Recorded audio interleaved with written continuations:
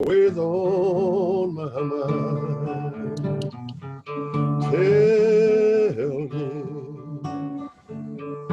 Tell me that your sweet love hasn't died, and give me one more chance to keep you satisfied.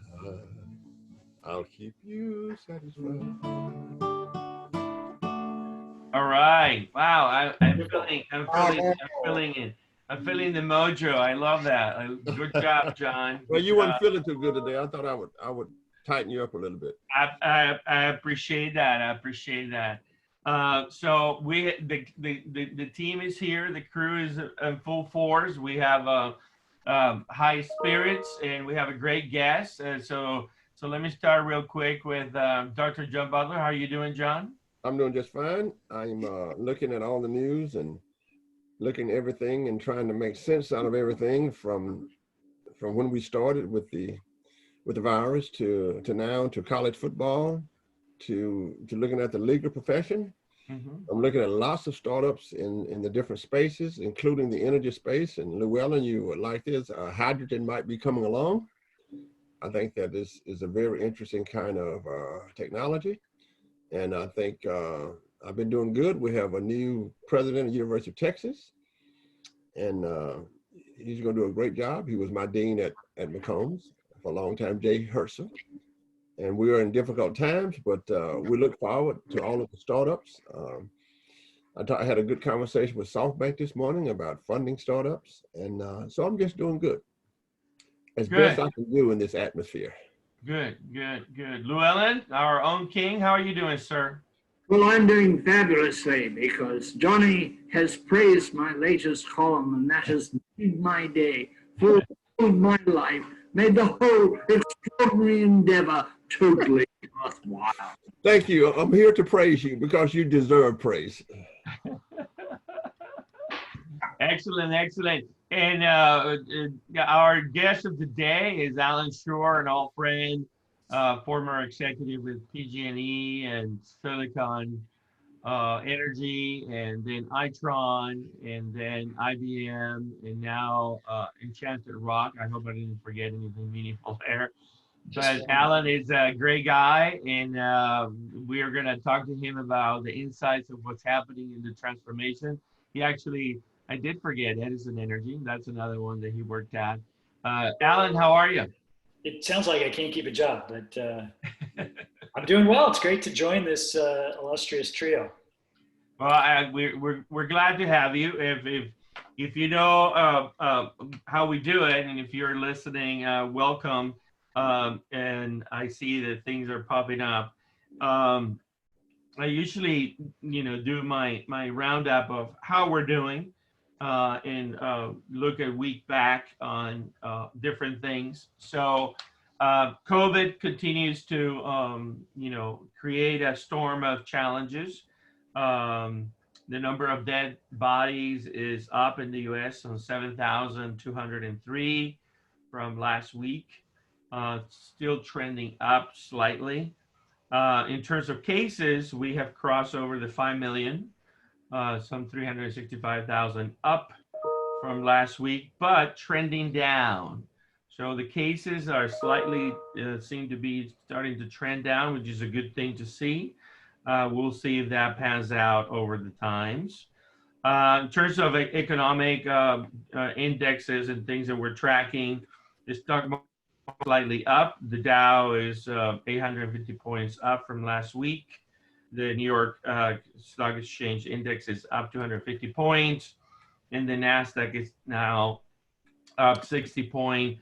It actually in record territory, crossed the 11,000 mark.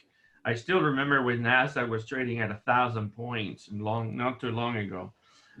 It's amazing how NASDAQ is taking over the world, and the companies that drive it, like Apple and Google and Amazon. Crude oil prices are $1.59 up. So now we're at 41.82.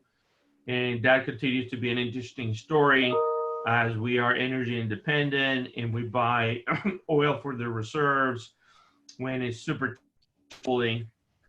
But I take it that jet fuel and flying around is not happening still at the pace that it could be happening, even with a small comeback of the economy. I think airports are pretty empty.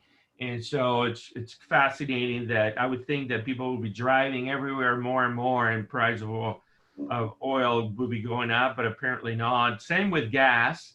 The gasoline in the great is up 4 cents only at 163 for the lowest, which is pretty low. Still, again, not noticing any big change on driving behaviors or consumption for that matter.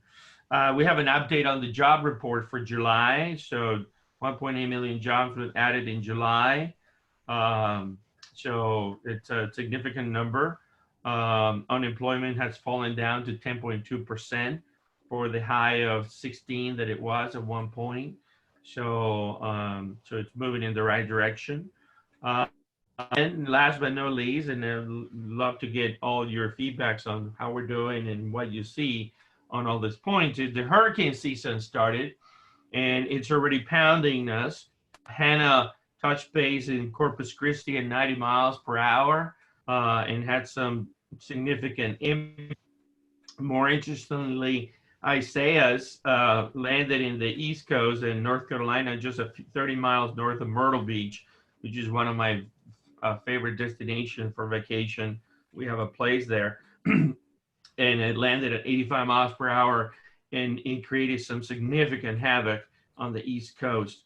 So, gentlemen, how are we doing?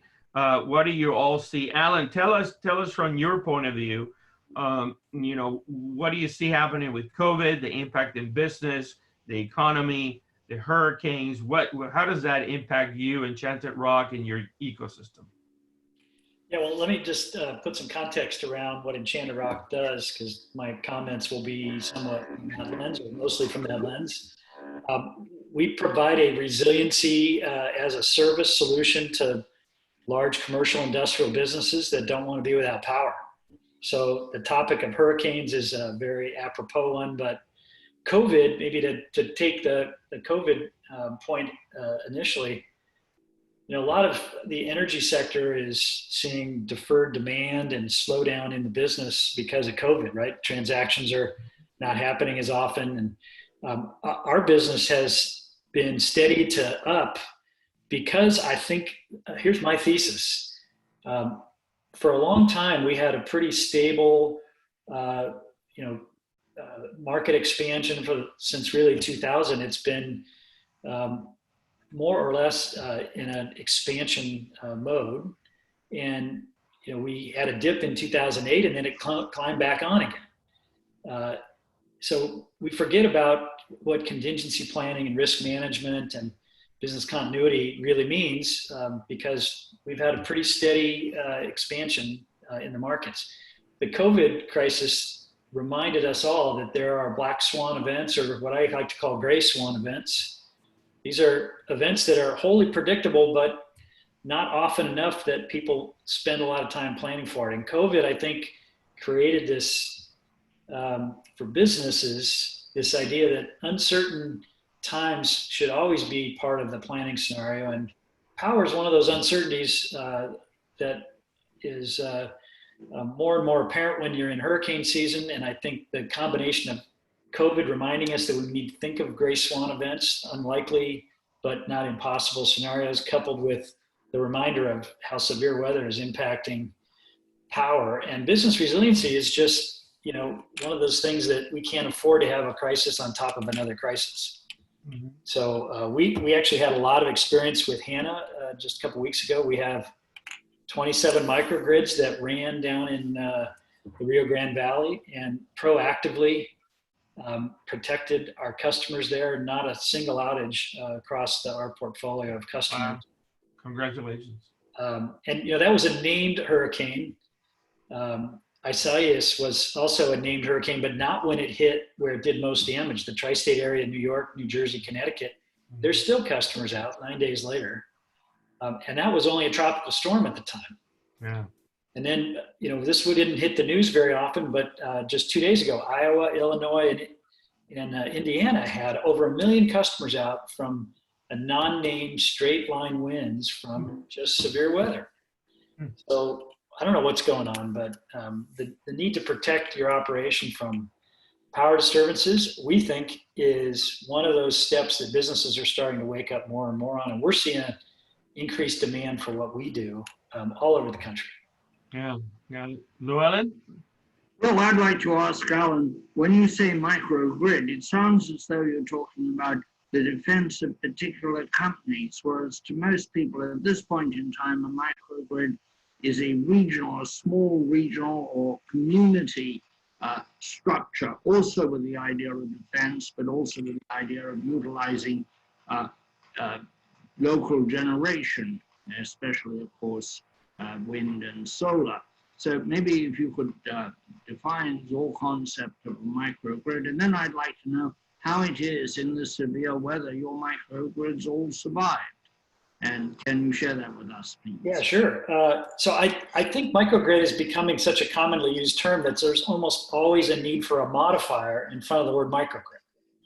So when I talk about a microgrid, I mostly focus on resiliency microgrids, but there are community microgrids that also provide resiliency, as well as a single location, single site microgrid. But the only limitation that qualifies a microgrid is it needs to have one or more sources of energy or resources, even, because manageable demand could be one of those resources. And it needs to operate in both island and grid synchronous mode. And there's not really a size constraint depending on its use. Some people even think of microgrids as residential scale, although nanogrid gets used a lot for that context.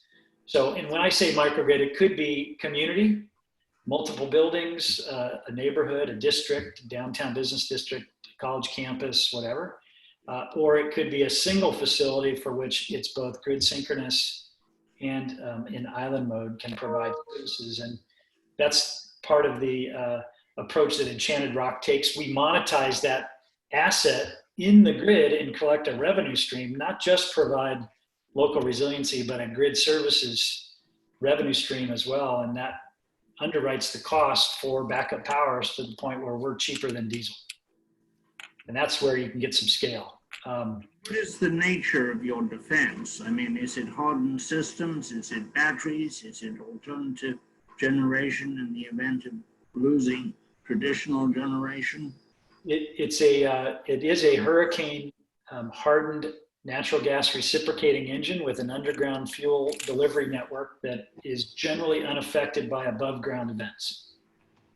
And up to what size are your microgrids? They range from a half a megawatt to 30 or 40 megawatts. And all running off the same engine or a set of engines? Same standard engine. It's a modular approach where we can have an unlimited number, literally, of these engines creating the fabric that we need. And clearly they can be dispersed in a community.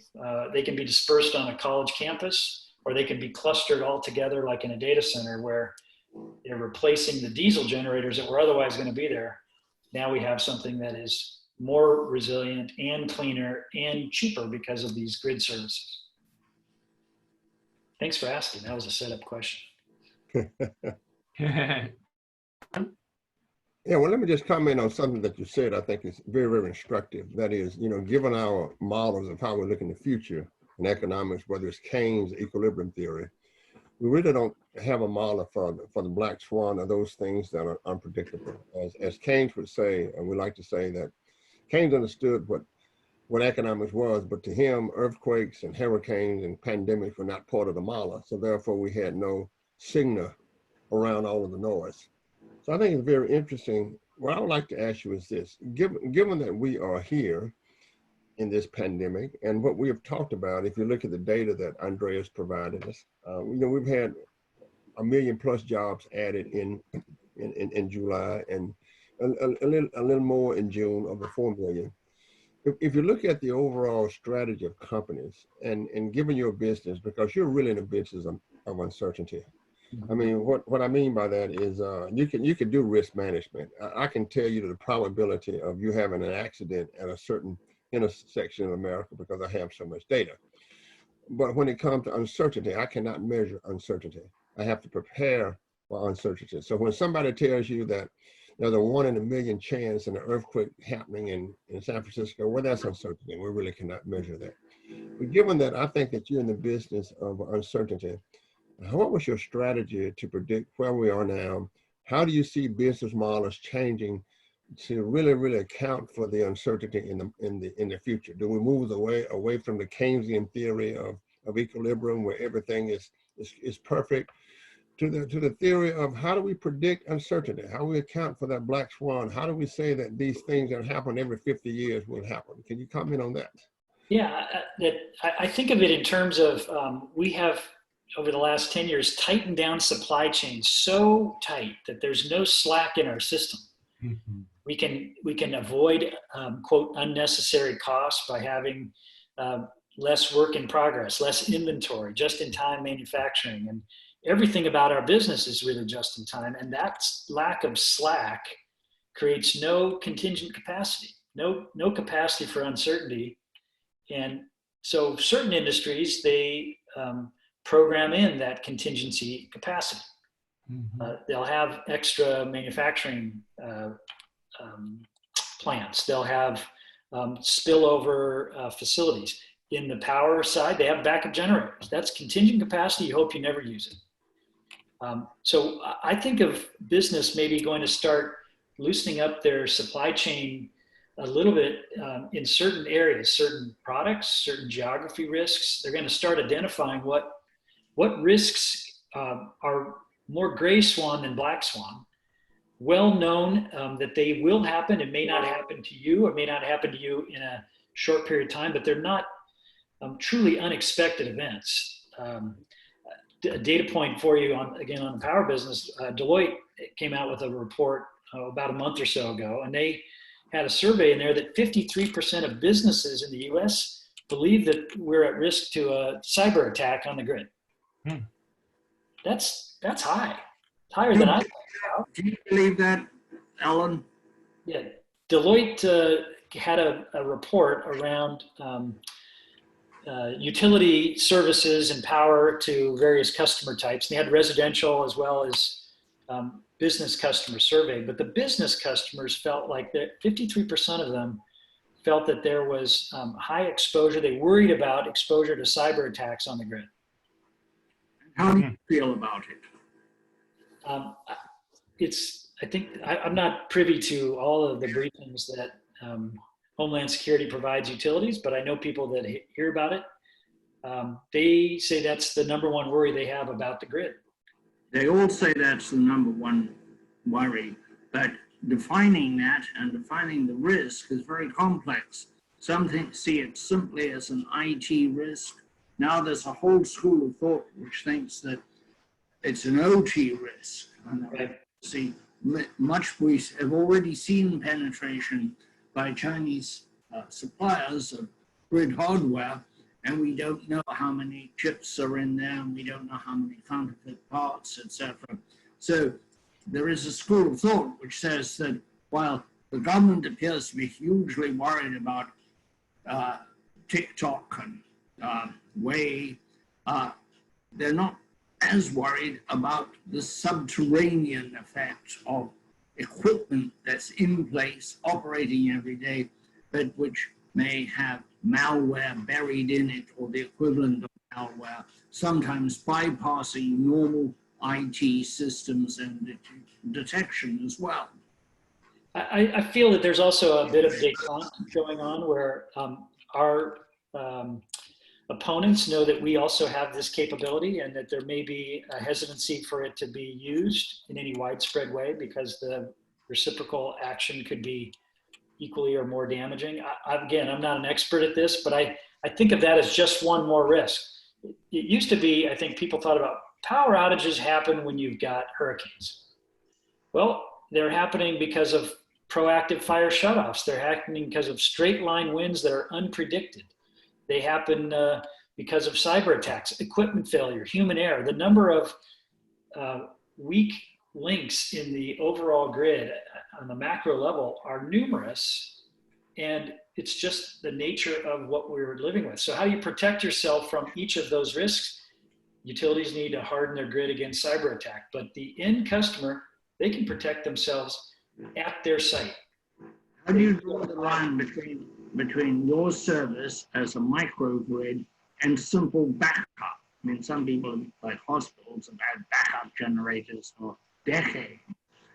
When do you become a microgrid and stop being a simple backup device?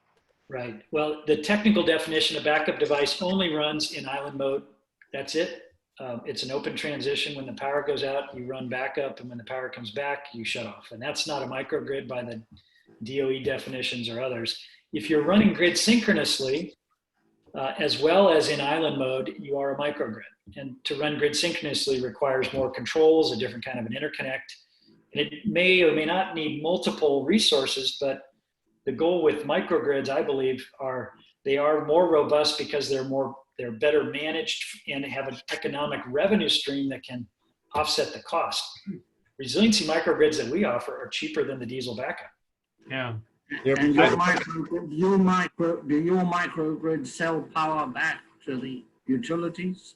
They do, to the grid operator at large, and only in certain opportune areas. You know, the proliferation of more renewables on the grid means the old baseload plants are getting relegated to ramping plants, and then they run too few hours and they become uneconomic, and we see them shutting down and retiring early. What's left to balance the grid? A lot of people want it to be batteries, but there are periods of time where 4 hours of battery storage will be insufficient to keep the grid in check. Having these microgrids and other dispatchable, long-lasting assets that can run for days if the conditions merit it, that I believe is the way we will fill in and to be able to absorb more renewables on the grid. It so happens that a lot of resiliency needs are also multi-day. The Department of Defense has a requirement of 14 days.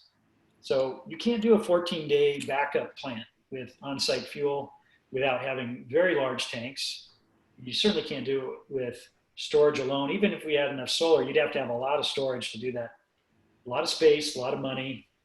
It's usually a combination of assets that's the cheapest way to get long duration outage protection. Yeah, you're absolutely right. But what you're describing is an old problem. That is, growing up in southern Louisiana on the North Shore of New Orleans and looking at all the hurricanes, things went out and we had backups.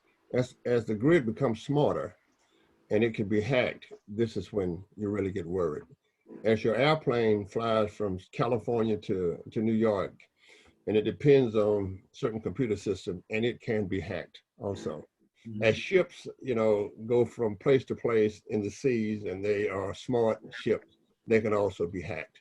So I think there's one thing to think about, the whole idea of the traditional way of bringing energy to homes, and then the cyber attacks, as the grid becomes smarter, and it will become smarter, then the question is, how do we protect ourselves from the ultimate attack that brings everything down? So right now we're really, really dependent on smart devices, but every smart device, from your automobile to the airplane that you fly in, to how you get your energy, if it is smart, Andreas, it can be hacked.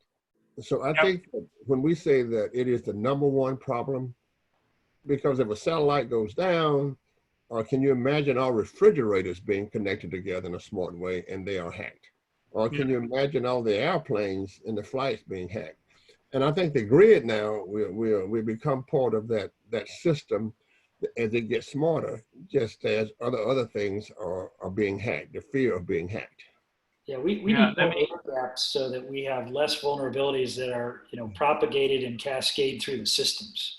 Let me add to the conversation that one of our updates of news on the smart energy front is that FERC, the Federal Energy Regulatory Commission, and NERC, the North American Electric Reliability Corporation, just issued a white paper, 19 pages. I'm looking at it in front of me.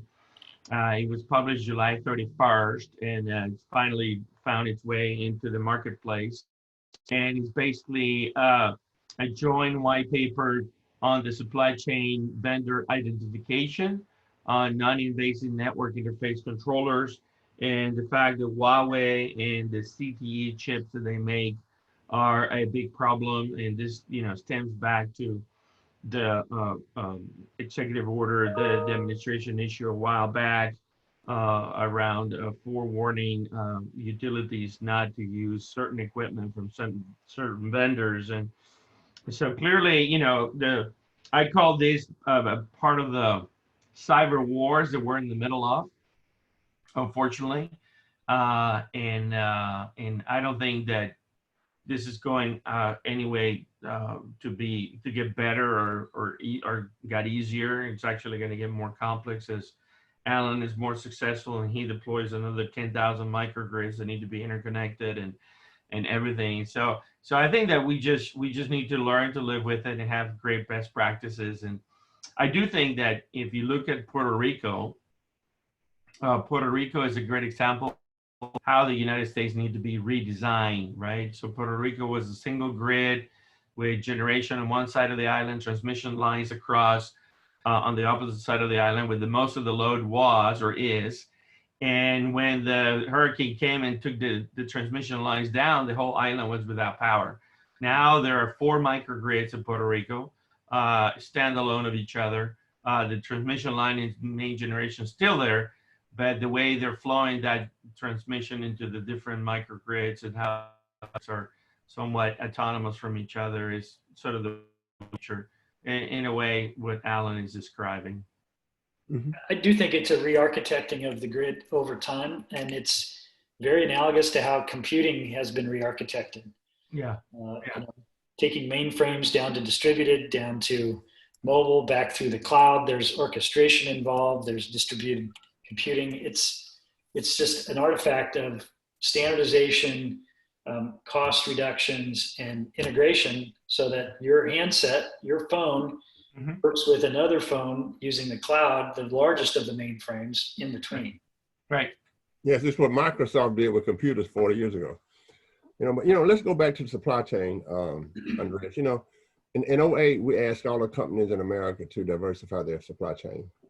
Now, if I have a cell phone and I drop it, I can't, I really cannot have it, fixed right away. So my question is, how do we get management in companies to heed, pay attention to the new ideas, to pay attention to the new realities, to switch their business models without a crisis? Because I think that we have enough signals to understand what's going to happen in the future. And like the stock market, diversification is always good. So we can speak to companies, and we can look at the grid. I mean, the grid is running for the most part on 1924, 1930 kind of technologies. I mean, the power controls are not there for every grid in America, as you said. It's not smart. So how do you take Allan, how do you take a company that's a public-private kind of partnership, right? And say that, perhaps it can't be piecemeal, but it's not a private company. I mean, Sears and Roebuck were just completely taken out by other companies, mm-hmm. but we cannot take out the grid. So how do we get management to say, let's adopt new business models, let's look at what's happening, and let's move from the 1920 grid that my father, as a ag agent in Southern Louisiana, helped to do, to the future? Well, isn't it really the question of how much will the free market solve this on their own, and how much government incentives or mandates are required in order to solve it for them? Outside of the power business, there's already restructuring of supply chains. Even before COVID, some of that was happening because the cost of manufacturing in China is not as low as it used to be. Mm-hmm. I know the pharmaceutical industry is already being incented by the government to bring manufacturing of API back to either the US or actually, ironically, back to Puerto Rico, where there's available manufacturing capacity. That's right. Bringing it back into this hemisphere.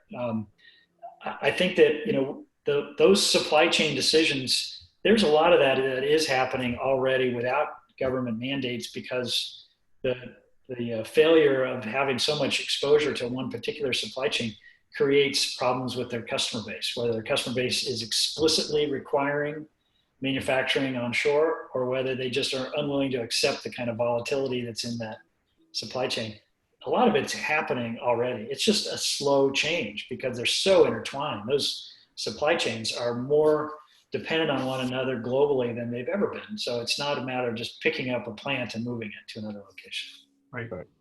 I think one of the things about the utility industry is it's so dependent on very old installed capacity. And you can see this at street level by looking at poles. In New England, there are poles that are 70 years old. It's very expensive to replace one pole.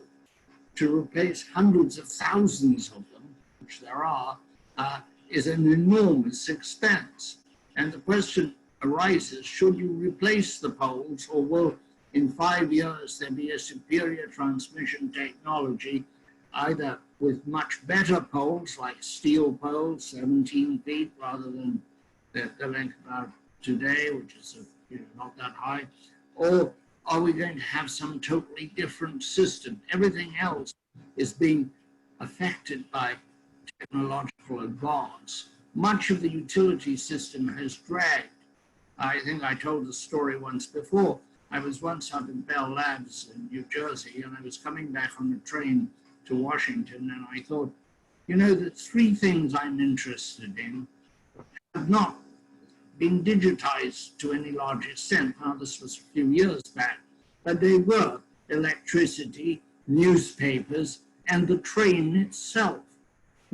Three things that really are actually very substantially still in the 19th century and the early part of the 20th century.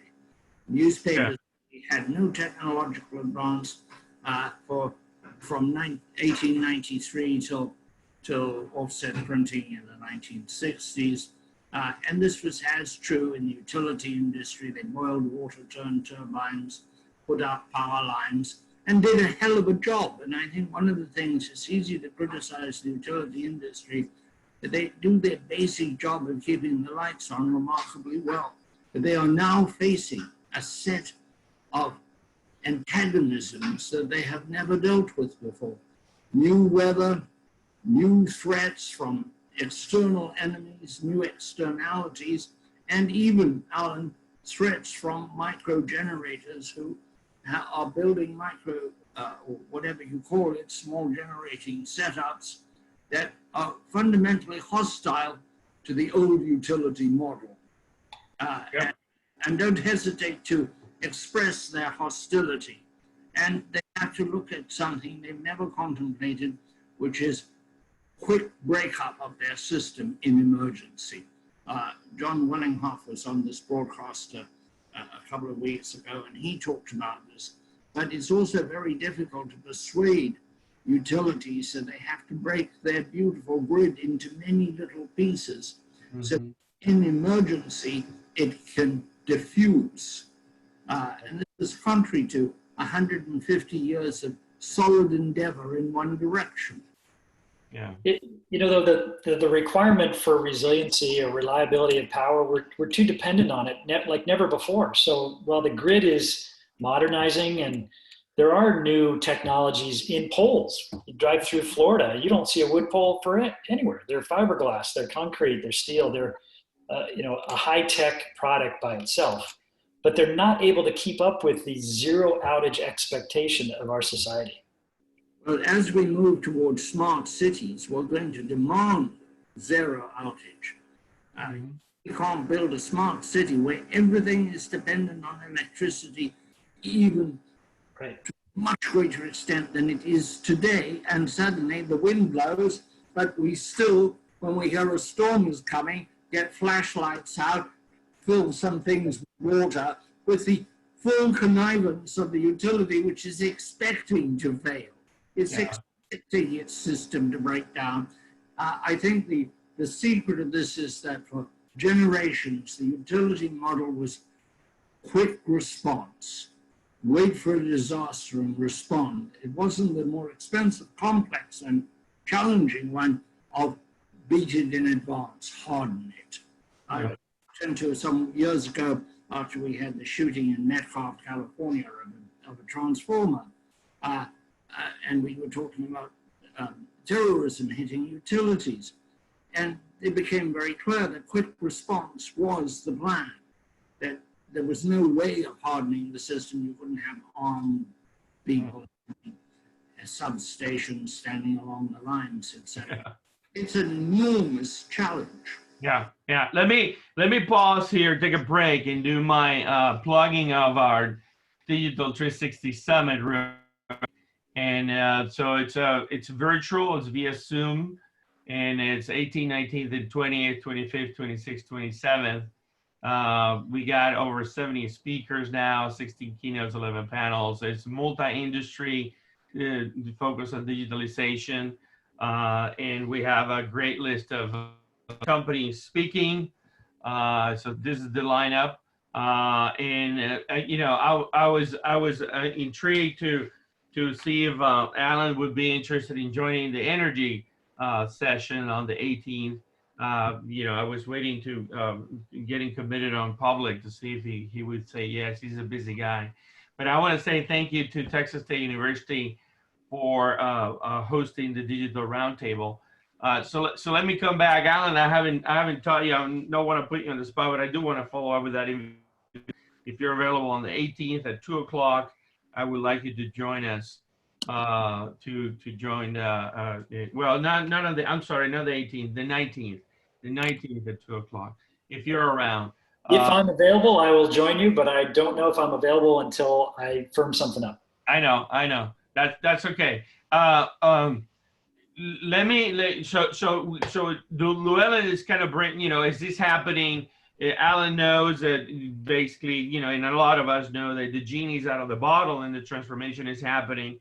And the reason it's not happening at a fast pace is because somebody has to pay the bill. And the business model on the utility is that you actually depreciate the assets and run the life of the assets for 15, 20, 30 years.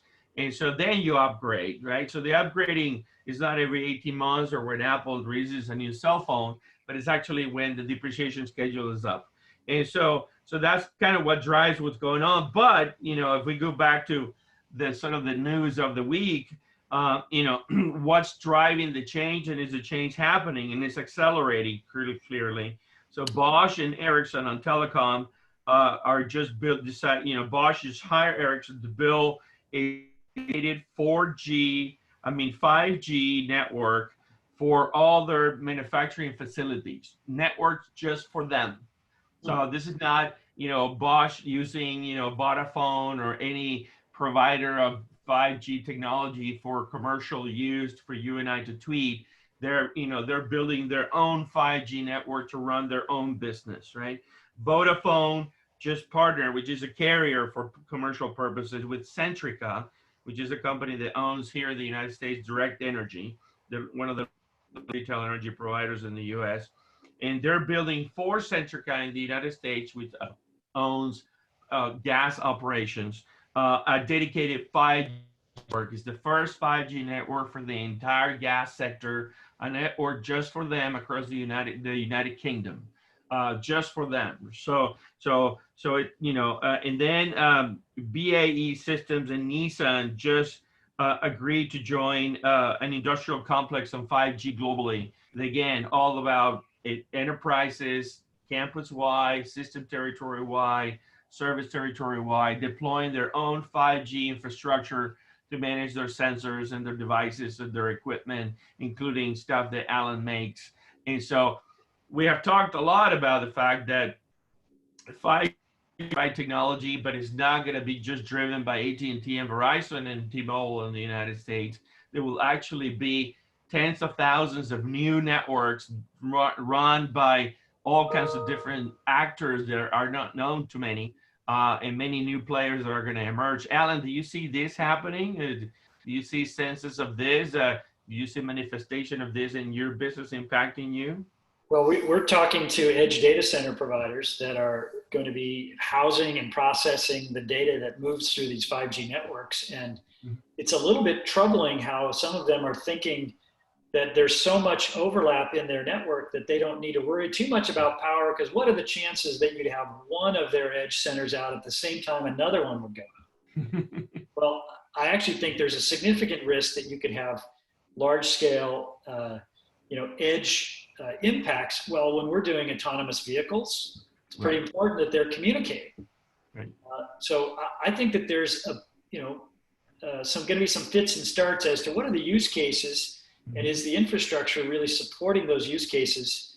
And I think that the edge is pretty clearly happening, but it needs to be realistic about what the use cases are, the expectations, the mission critical expectations.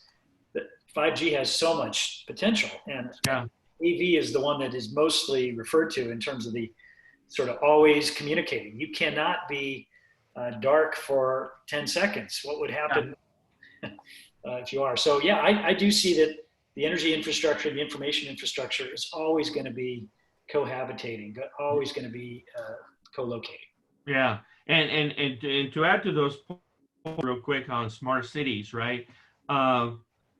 Ireland, the country of Ireland, the entire country just passed a ruling basically for mandating the cities in each county to drive the development of 5G technology in their service location, in their geopolitical jurisdictions. So again, the emphasis is on connecting all devices, creating a very tight relationship between the ecosystem, the stakeholders, if you will, government, private sector, and the notion that 5G is not just relegated to the carriers that own the spectrum and they'll do whatever they want with it just for you and I to tweet and Facebook each other. That this is really about the industry 4.0, every device connected and controlled going forward, and how that's going to happen and come about. So John, any thoughts on that? Yeah, as we've said here, it's all about infrastructure. Okay, I mean, when you plug in electric cars, EVs, electric vehicles, and then you look at what 5G is doing, and it's like it's demand and supply. But I think the grid has walked around so slowly because they're still making money with the grid. You're still doing good on the grid. That is, if I could still drive my grandfather's Model AT to work, and it's not efficient, but it's still getting me there, and I'm still making a whole lot of money while driving it, I would maintain it. So I think it's all about infrastructure, and the companies and the countries that understands the importance of 5G, and they will understand how industry and the technologies are now related. Remember that in our type of economy, in the knowledge economy, the data that's kicked off from the Internet of Things might be more valuable than the products themselves, because we live in a country of algorithms, of predicting where's the noise, where's the sound. So I think it all relates to infrastructure. Who will understand the relationship between these elements, and that the grid does not stand alone and industry does not stand alone. So what I see coming in the future is that the grid will be more integrated with energy. I mean, with traditional companies. Right now, as long as Allan said, the only thing I want to do is wake up and turn the lights on, and they better come on. I don't want to see any darkness. Okay, but going in the future, then industry will be so related to the grid. It's related to the grid now in the sense that if we bring manufacturing back to America, we got to plug all this stuff in. Is the grid ready? No. I mean, if you plug in electric vehicles all over the country, is it ready? No. We'll be burning down like California. Can we get all the stuff back on a dumb grid? No. So all of Allan's microgrid technologies, his energy that he wants to get back on the grid, he'll just burn the whole damn country down trying to get it back on an obsolete grid. So I think you got to realize that all of these things are interrelated, and like all infrastructure, whether it's the interstate highways, whether it's infrastructure for the land, great airplanes, they will be more interrelated in the future. Right. Llewelyn? I want to get Allan's comment on that. He was looking. He was looking a little. I look at a guy like that in my class, and it looks like he wants to say something. But Allan, you're not paying tuition, so go ahead and feel free to jump back. Right. Well, even if I was in your class, I'd probably say something. But look, I think the electricity business, the utility business, is no longer a utility. Mhm. The utility is where there's a single product. It's the same for everybody under the same standards of service. And water makes sense, right? We don't have different quality of water. What comes out of the pipe is the same water. Now, but there's aftermarket purification. Some people want water differently than others. And that's where the electricity business is no longer, everybody wants the same thing. They don't all have the same standards for green. Some people want it more green. Some people don't care.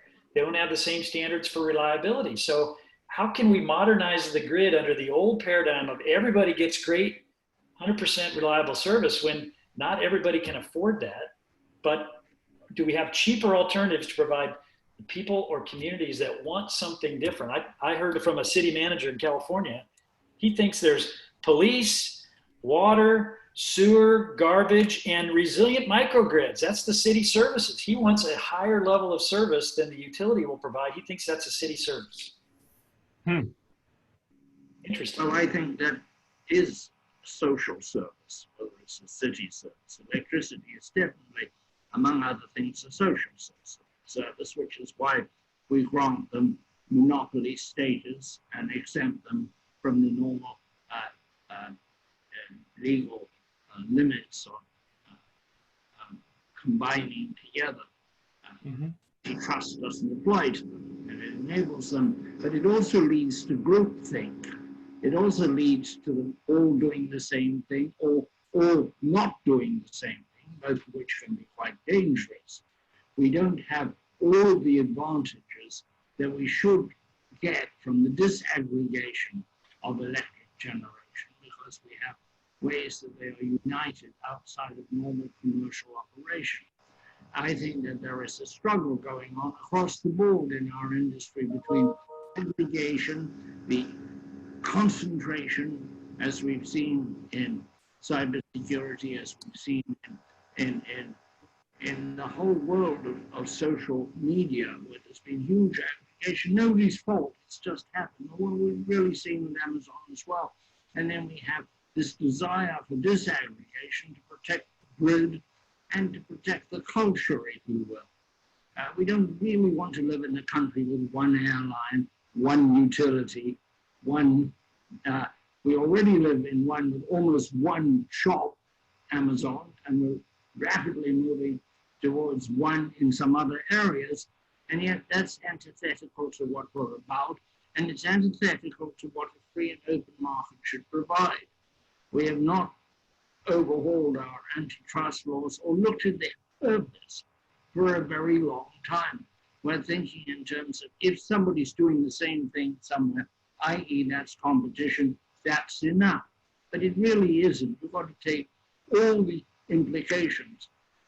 We've gone from having a bunch of large airframe manufacturers, Lockheed, McDonnell Douglas, and Boeing, to having Boeing. And now they have screwed up in a right royal way, and the limits of this kind of aggregation are there for all of us to see as Boeing Airbus steals the market. And Airbus should be equally worried that there are not enough airframe manufacturers in Europe. Yeah, I would say that what I hear is that all these businesses are in a journey of evolution, right? So take computers. So in the old days, only a few people could make them. Then there were mainframes, there were minis, they became PCs. Then at some point, the whole do-it-yourself became possible. You go to Fry's Electronics, you make your own computer. So I can tell you now that all the major companies, they use computers as a resource for their data centers, for their cloud. They design their own computers. They're not buying them from HP or Dell or anybody who makes them, because making the computers is the knowledge of the content and the components and the pieces is fairly available and as a supply chain. But more importantly, the use cases that a lot of these players are trying to fix require specialty in how you configure these new systems, right? So the same is going to happen on power. The same is going to happen on water. In fact, I wrote in my book a long time ago this thing called positive energy buildings. And if Allan could take Enchanted Rock to the next level, he would have his solution in every major commercial building in America, so that every major building in America would be its own power plant. And that is how it should be, right? And so the question is, can I afford it? You know, what's in it for me? How do I make a different business model out of it, and so on? And all these businesses are moving that way, right? The digital is happening. Some are farther ahead than others significantly. Water is definitely way behind on that journey, but water is going to get there too, because the concept of centralized, bigger, one Boeing making only airplanes is going to collapse. No different than only having GM and Ford making cars. Now you got Tesla. There's 100 startups like Tesla. In fact, the latest news is that a little company called Republic Services, which is in the business of waste, just placed an order for 2,500 semi-trucks from Nikola Corporation, which is traded in the stock market. They did a reverse auction, right, called Nikola Corporation. They make semi-trucks and they make trucks. And they have not shipped a single product yet, but they're publicly traded. And now they have an order for 2,500 trucks that cost $500,000 each, right? And who is Nikola Corporation? They just showed up out of nowhere. 7 guys, double E, super smart, they can make trucks. And so they're going to be 10,000 car companies in 10 years. And this is just going from one business model to another. John, what do you think? Yeah, I think so. You know, with 3D printing, what you're saying here is very, very simple. The technology has made it such that we can all do our own things. But what we know from history is that there will be a weeding out of these things as services become important. That is, customer service becomes important. Mm-hmm. Make sure that the technology is good. I'll go back to the old Drucker concept of how do we make sure that what we make is absolutely wonderful. So I think that we are in a situation like this. We had a guy at our Texas Law School who was creating weapons with 3D printing. That's right. We have students now who are making, right, their own, as you said, their own computers. Mm-hmm. And I think in this era of technology, we will see a lot of companies really emerge. But as Llewelyn would say, how do we make America, Texas great? Well, what happens is this. I believe you misunderstood. How do we make America, Texas great? So what happens is, as these new technologies, if you go back, everything from the typewriter, everybody was making typewriters. But the thing is customer satisfaction. The thing is branding. The thing is technology will change. And there will be winners and there will also be losers. I mean, look at the great company of what Nike has done. It's just absolutely amazing. Let's look at Starbucks. You know, I can remember when coffee was free, or it cost you 25 cents, you know, for a cup of coffee. So I think you're right, Andreas, in the sense that new technologies will bring on lots and lots of business models. Mm-hmm. But when it comes to customer satisfaction, branding, and the service of those products, then you will have certainly winners and you will certainly have losers. We saw this in the computer space. When Micah started in Austin, there were lots of people trying to make computers. You know, we see this in the clothing space. We see this in the automobile space. And remember, to me, an automobile now is just a big computer now that sits on the frame. Mm-hmm. So I think that you're right. All of these things will pan out, and there will be winners and losers based on the traditional form of business enterprise.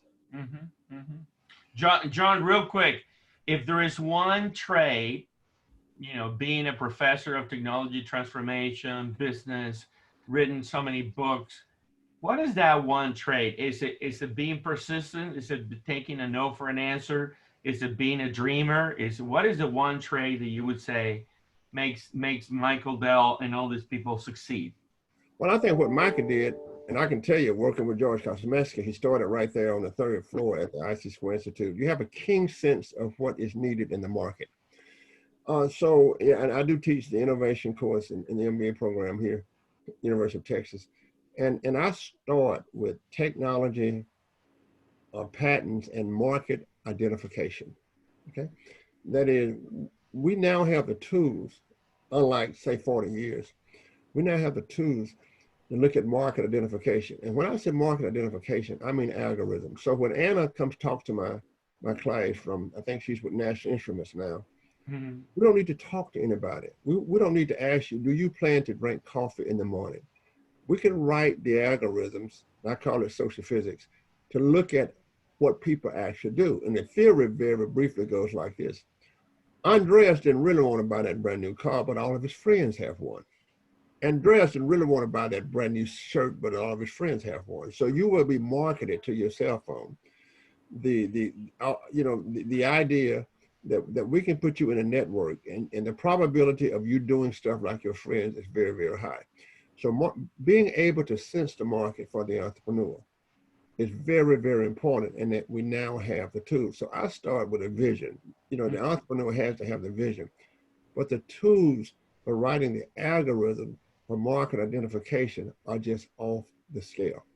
So I think that we talk about vision, we talk about passion, but when you combine those things with the tools that we have now, it is awesome. I'm on my 4th company now. We think it's going to be very, very, very successful. And the market identification, when I say it's the companies that I help to fund and I'm on the board. So I'll concentrate on market identification. I want to know what people actually want, but you got to realize this, it can change in a minute now, but we have the algorithms now to go to San Francisco, know what everybody did, just to give me their cell phone data, give me their credit card data, give me their facial recognition data, give me all of those things that you see as just filling out on the internet, the bits and pieces. And I can write the algorithm to tell you exactly what you might do in the next 10 years. What a wonderful world for the old professor. Alan, what do you think? Like palm reading. Well, I think execution is the hardest part of a successful business. You have to have a vision. You have to understand the market.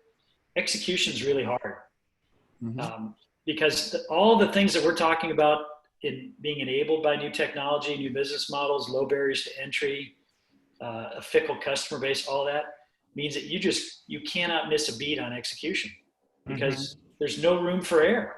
There's no room for error. It's hard to get it right, and then it's hard to keep it right. So that's my vote. Yeah. Llewelyn? Well, I think there's a limit to what you can do at looking at a market and seeing what it wants, because often that excludes imagination. And that is the limit of market research. It only deals with the known world.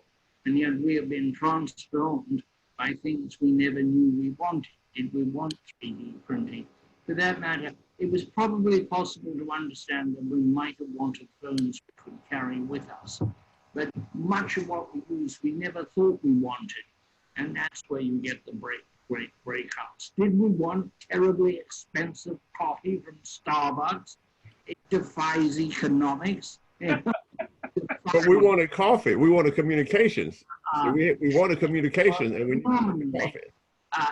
I do believe that John is onto something. That one of the ways to make a consumer business successful is to stir up pure group pressure with the Texans, if you will, which of course is just a fantasy in my part. No such thing being a serious driver of human conduct. Yeah. So I agree. We're running out of time. I don't want to be remiss to give you a closer remark. So Alan, thank you for being here today. We think that Enchanted Rock, it's a company of the future. I hope you guys go public. If you need positive energy buildings and selling division, let me know. If you need help with social physics and the law algorithms, let John know. Yeah. And if you need, some super wisdom a la Yoda, let our Llewelyn King know. What are your thoughts? What are your closing thoughts on energy 5 years from now? Where would Enchanted Rock be? Well, energy 5 years from now, where Enchanted Rock, we're seeing things moving quickly in some markets related to the green movement, more and more zero carbon one-upmanship you know, it's great. It's great to see corporations are driving this. The government is in the way, not pushing it. They are not the drivers in the future. I think it's going to be consumers, employees, businesses that drive the change. That change is going to require a structural change to the grid topology. And at least the way I see Enchanted Rock's prospects, people are going to be doing their own resiliency investing because they can't count on the grid keeping up with it. Yeah, yeah. Closing remarks, gentlemen? Any one of you, Llewelyn, John? I heartily agree with what Allan has just said. We cannot rely on the grid going forward. I also think that it's going to be very interesting to see how effective 5G really is. I still wonder whether there really is a need for it in the way that it is being hyped. I wonder sometimes whether it isn't the telephonic version of the Segway, which we all thought was going to conquer the world and didn't. You don't know. Right. Yeah. And by the way, I don't always know. Yes, there will be a new grid in the future, but will it be publicly owned or will it be on Google or Amazon? Right.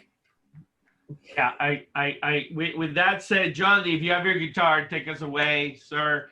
Thank you guys for today. Living on the road, my friend, it's gonna keep you free and clean. And now you wear your skin like iron. Your voice is hard as kerosene. What your mama's only son, but a favorite one it seems. She began to cry when you said goodbye. Sink into your dreams.